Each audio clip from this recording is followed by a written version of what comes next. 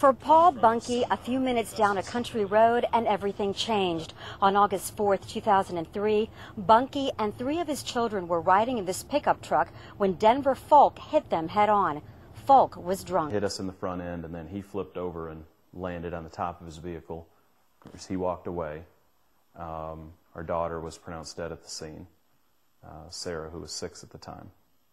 And our 5-year-old son, Philip, died in the hospital later. Folk got 20 years in prison, and Bunky will forever be a grieving father. You know, Sarah was a natural at the piano, and we were starting to teach her that. She was involved in gymnastics.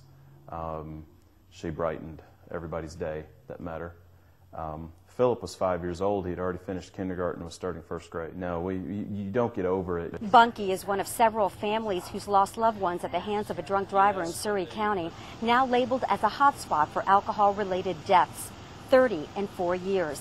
Mental health specialist David Swan wasn't surprised by the statistic. He says Surry County is filled with 2-lane roads, has lots of curves. And then there's maybe a few less things to do, so people drive as a pastime.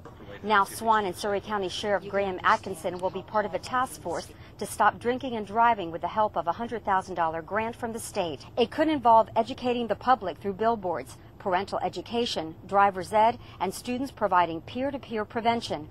Atkinson says he'd like to target 2 groups in particular, high school students because they're getting their license to drive. The other is dealing with people that we see constantly in court that are old enough to know better, that have been charged with DWI in the past. Bunky supports the grant and the message it will send. I mean, we've all been hearing all our lives, friends don't let friends, and, you know, don't drink and drive. We've been hearing that for years. So why is it still happening? I think it's just happening because people don't think ahead of time about the results of their actions.